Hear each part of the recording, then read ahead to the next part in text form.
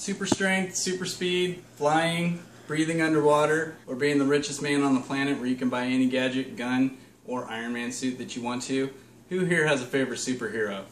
I know I do. I've been collecting superhero memorabilia since about the 80s, and I think it's just a pretty great thing to get into, and I'm here to tell you why you should too.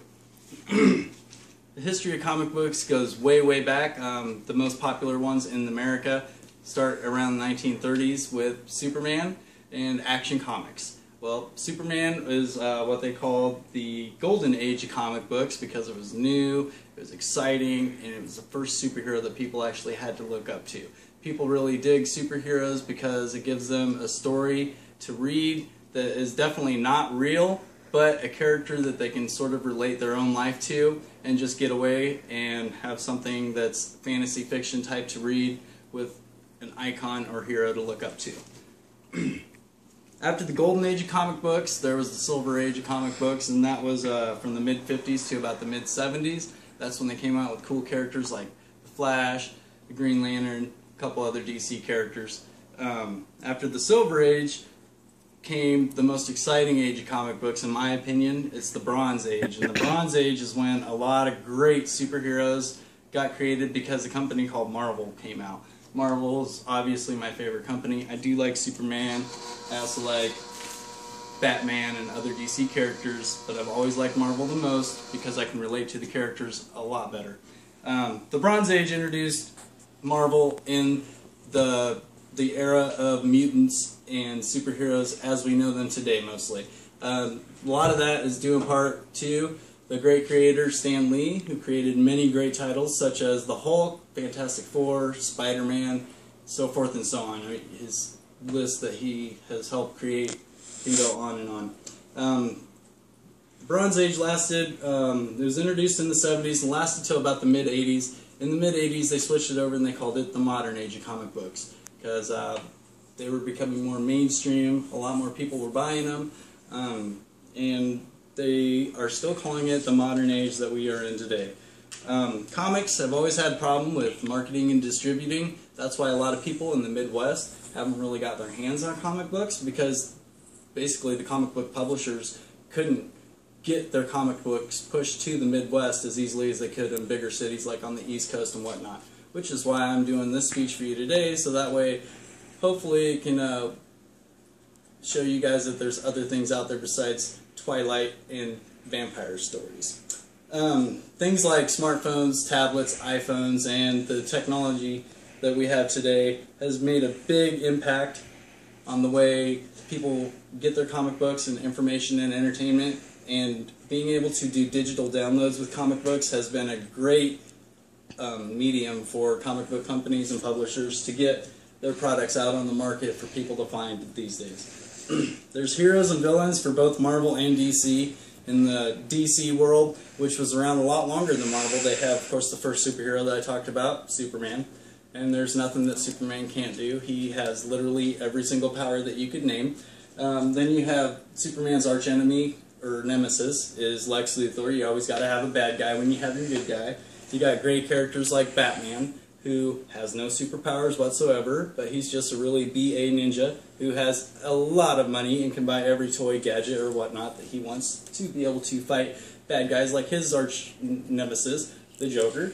On top of that, for DC, they have all their movies, all their toys, all their different franchises, TV shows, products, video games, Legos, basically everything down to socks, shoes, hats, jewelry, clothing lines.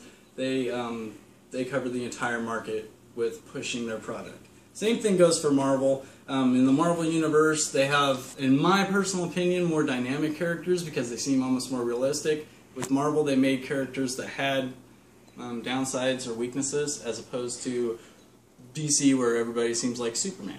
In Marvel, you got great characters such as Spider-Man. Spider-Man's arch nemesis is up on this poster, but it probably is really small to you guys, so I'm not going to try to point him out. But Spider-Man's arch nemesis would be the Green Goblin, and they've been going at it since the early 70s when they were created. You also have my favorite, Wolverine, who is right up there by Spider-Man. Don't know if you can see it because of the glare, but he's always been my favorite because again, I can relate to him. He was a very short, hairy character who had a lot of attitude and a very excellent storyline that had a lot of loss and trials and things that he had to get through. And so when I was younger, growing up, it gave me a lot to read and to look forward to every week when his new magazine came out, to keep me going, to know what would happen next to my favorite character. Anyway, his arch nemesis is Sabretooth, who's also up here on this big wall of superheroes that I have behind me. It isn't really a wall, it's a poster. Major benefits to having a hero in your life.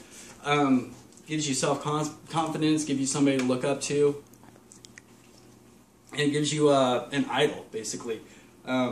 My favorite stories, just like with Wolverine, my life can relate to it. He had a lot of troubles when he was growing up, just like most of us do. You know, it cuts right through a lot of things and tells you a great story that you can relate your life to. To sum it all up, comic books are awesome. They've been helping people since the 1930s to read, create, imagine, and think outside of the box. It builds your imagination and wonder, and it teaches life lessons about love, loss, and many, many other different things, from regular daytime activities to things that are crazy and out beyond your imagination. Pretty sure comic books will always be around. If comic books aren't around, the movies are going to be around. But they will always be around. Some of our heroes die, but every day new heroes are being created. There's more than just Marvel and DC for comic book companies. There's a plethora of other smaller companies. I choose to talk about the two major ones because those are the two major ones. And my favorite comic book company is Marvel. There's many, many characters that anybody can relate to. I think that everybody should read comics and get themselves a hero today. There are heroes for boys, girls, and all ethnicities. I invite you to try to find your favorite. After you do find your favorite, you'll definitely be able to want to learn everything about them.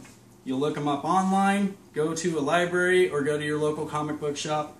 There you can find toys, other products, movies, cartoons, TV shows, posters, basically anything that you could think of, they have it.